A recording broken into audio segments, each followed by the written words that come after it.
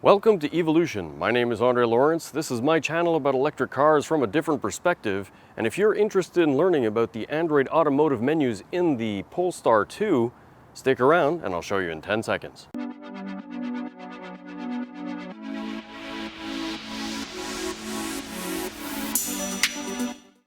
If you've been following my channel, then you'll know that I recently released a very detailed review video of the Polestar 2.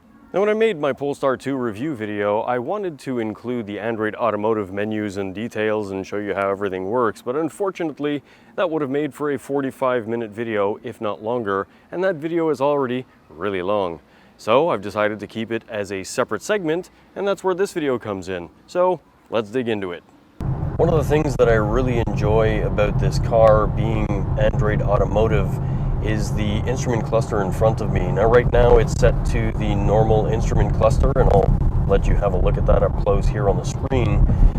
And there's a button right here, this little toggle button, if you can see it on that other camera, I hope you can. When you tap on it, it changes things over. It switches the interfaces that were there and moves them over to put them on the small corners. And in the main section, you've got Google Maps that appears. So you don't have to have Google Maps on the center screen. You can have it in the middle here. This is the main screen of Android Automotive. Now, it is a press car and it's got a profile that was already there, and I've got whatever apps were installed by whoever had this car before. Each section of this main screen is customizable at a certain level. If you wanted to change anything that's in here or move apps around, you tap on this icon at the top, and then you can basically press, hold, and drag to the section that you want to move the app to it. Once that's done, you go back to the main home screen by tapping on the home button, which is the little bar at the bottom of the screen, and then you've got other apps that are available simply by swiping down like I just did. Same thing for the radio section. If you wanted to play YouTube music or something else, you can swipe down and get those apps, and then swipe back up to get back to the main app that was running last. Now, in this particular page, the driver performance is supposed to give you your average speed and your trip time and other stuff related to your driving. You can return by pressing the icon at the top. Being in this, if you wanted to install another app, all you have to do is tap on the Play Store icon, and then you've got a list of apps that are available for Android Automotive. Now, I haven't installed anything because there's nothing of interest to me really. If you want to see all the apps, you tap on Explore All Apps, and you get a complete list of everything that's in here. I pressed pause here because I wanted to let you know that after recording this video, I found out from someone at Polestar that there's a bug in the All Apps section, and it's not the car's fault or Polestar's fault. This is actually a Google thing. Now, if you do a quick search for a game called Space Warp, you'll find a game that can be installed and played in your Polestar 2, but it's not listed in the All Apps section. This makes me wonder how many other apps aren't actually showing.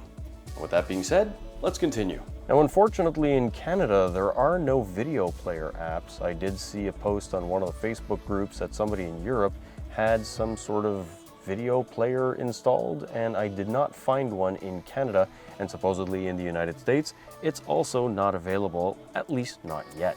Once you've installed all the apps that you want to install, you tap the home button to go back to the main screen, and if you wanted to control any aspects of the car, you've got the car icon at the top that you tap, and the first thing you see is the drive page. Now, the drive page allows you to adjust how hard or how stiff the steering wheel is, and I've got it on firm because that's the way it was when I got it, and I kind of like that setting. Now, the ESC, electronic stability control, can be turned off for what they call sport mode. This does not change the power of the car. It is always at maximum power. There are no other drive modes like in Kia or Hyundai or other products. Now, at the bottom, you have one pedal driving.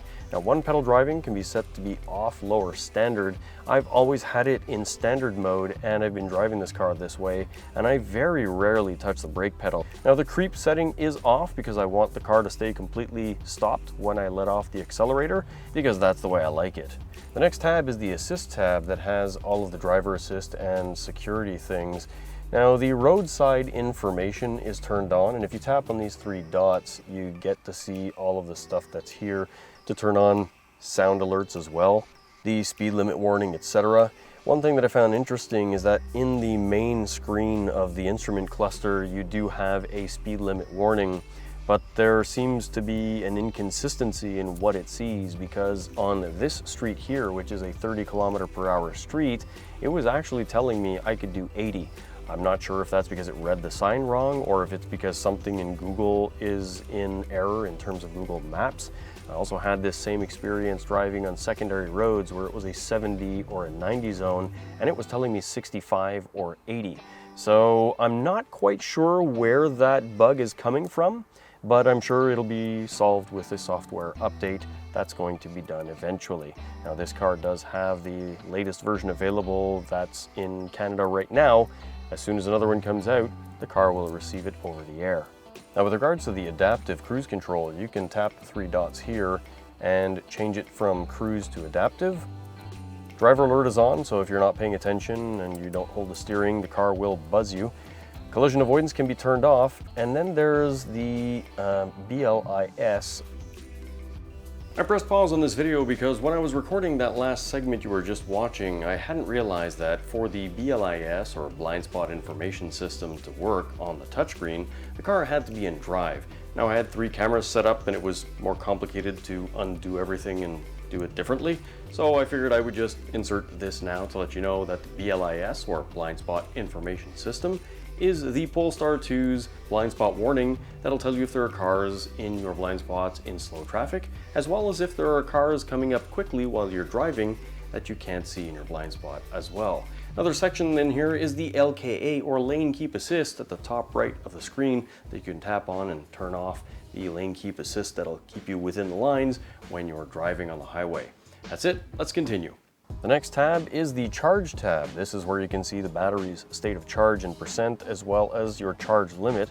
I have it set at 100%. You can also change the number of amps at which the car can charge. It's set to maximum right now. Now, there is something that I experienced prior to the software update that I did recently, and that was with the car set to 100% state of charge. I plugged the car in on the first day that I got it in my home charging station, which is also programmed to go full charge, and the car stopped charging at 95%. I'm not the only person to have experienced this bug. There are other people in the Polestar 2 Facebook group that mentioned that they did have this bug as well, and I'm sure that that will also be resolved with an over-the-air software update. But right now, as it stands, there was something weird going on with the charging maximum state of charge. Now, the last tab is the More section, which offers you car status, and when you tap on that, it gives you any information that might be wrong about the car. Right now, everything is good, obviously. It's also got a service interval indicator on the screen. And after that, you've got the locking settings. Now, the car is set to give an audible feedback when the cars lock or unlock. You've got a single door or all doors unlock feature. I've got it set to all doors, but if you're in an area where you only want the driver door to unlock, you can select that. The remote lock for the key fob also allows you to choose what you want. And the last thing is you can get a visual unlock lock feedback setting. There are the 4 things that you see there on the screen. The next thing is the interior lights. You can change the intensity of the interior mood lights that are there, as well as the interior lights, the dome lights that are in the car. Now, the interior dome lights in this car are LEDs, and they are very bright at the high setting, so you might want to turn those down if you're not the kind of person who likes very bright lights. The next setting is the exterior lights. Now, the car does have some really cool stuff going on, and I'm going to put some video of that up here, because when you approach the car and put your hand in the door handle and the doors unlock, the car will do a really cool dancing headlights thing. And I thought it was pretty nice the first time I got in the car at night. The next thing is the triple turn signals. If you tap the indicator arm slightly, it'll flash 3 times as opposed to only once when this is active. And the welcome lights as well. And you can also select if you want the headlights to stay on for 30, 60, or 90 seconds. The next setting is the mirrors setting. Tap on the mirrors section. You've got the ability to fold the mirrors when you lock the car doors. You've also got the ability to tilt either none of the mirrors, one of the mirrors, or both of the mirrors when you put the car in reverse. I thought that was pretty interesting. My e-niro only allows me to choose both or not at all. The next thing is the auto dimming of the rearview mirror. This is something I also have in my car and I think is quite convenient, and you can set this to standard, dark, or light. The last thing in here is the wipers setting. You have the wipers service position, which is something that you can use to change your wiper blades, and then you've got the rain sensor memory. This means that the car will turn on the wipers when it senses that there's rain. The last thing in this page is the power off vehicle button that allows you to turn off the car. Now I've closed the driver's side door and I've got the seatbelt on because I've put the car in drive, because I want to show you one of the features that I thought was really cool in this car, and that is this icon on the top left here, which is the reverse camera, which is actually a 360-degree view camera. It uses all of the cameras around the car to create an overhead view and shows you things that are close to the car, and beeps as well because it's got all of the parking sensors all around it. Now, you can change the way this looks by tapping on the screen and then choosing one of the cameras. If I want the rear camera, I can tap on that.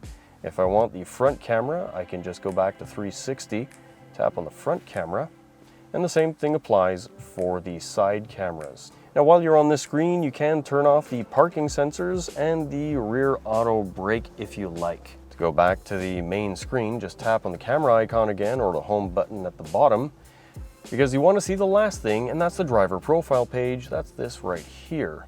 Now, the driver profile page can be used to add other profiles so that if you're multiple drivers, you can set the seats and mirrors and whatever you want and radio settings and apps for each driver. When I first got into the car, there was a pop-up on the screen that there was a software update. Now, since that isn't popping up on the screen because I muted it, essentially what you have to do is go into the settings of the vehicle, which is with this icon here, and then this icon at the bottom, the gear icon, and then you have to go to System. Once in System, click on Software Update. The vehicle will check for an update. There is a new software, and it's going to be a long installation. It's about an hour and a half, and I'm not going to record the entire 1.5 hour process, but essentially you just tap on Install Now. The car will not be able to be driven and none of the features will be able to be used, so make sure that you do this at a time where you know you won't be using the vehicle for at least an hour and a half.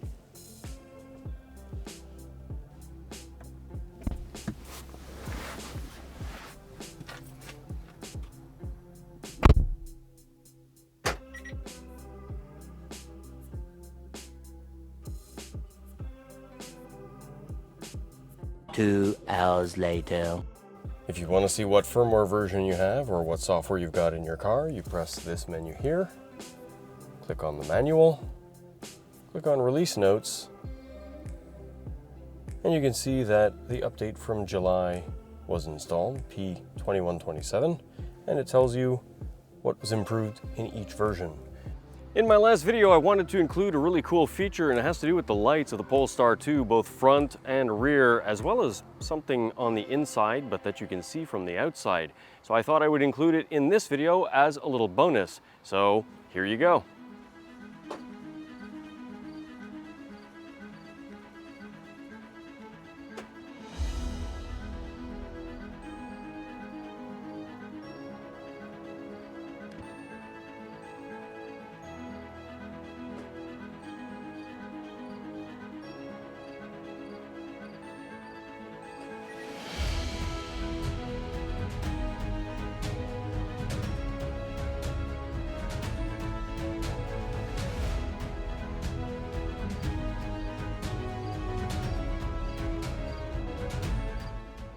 Over the last year, I've been getting some requests for t-shirts from some of my viewers. Now, if this is something that you'd be interested in terms of purchasing a t-shirt from me, then please put a comment in the comment section below and let me know that you would be interested in a t-shirt, and let me know what size. And if there are enough people that are interested, then I'll put up a price somewhere on my website and let you know that you can purchase them. I hope you enjoyed my 2 videos about the Polestar 2. I had a lot of fun making them, although this was a very difficult week in terms of time and schedule because YouTube is a hobby and I do this for free. Now, with that being said, I want to say thank you very much to Polestar for lending me this car for the week. It was really appreciated. I had a ton of fun driving it. And I wanted to say a specific thank you to all of you as viewers. If it wasn't for you subscribing to my channel and watching my videos, none of this would be possible. So thank you very much. It really does mean a lot to me. Now, I know I've said it in the past, but I really want to say it again because this is an amazing experience and I appreciate you watching so that I can do this. Now, if you have any questions or comments, please put them in the comment section below. And as always, thanks. I appreciate you taking the time to watch my videos.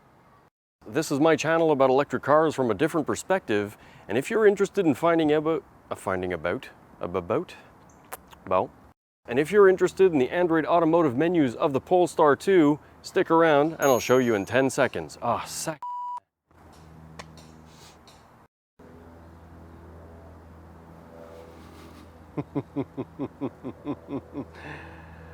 Another plane.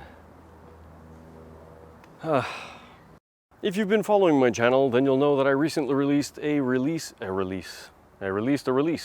So if you're interested in that, you might want to check it out. I'll put a link up here somewhere on the screen for you to click and check on later. To include all of the menus and features that are part of the Automotive. There's a lot of noise in the background. I hope you can't hear it.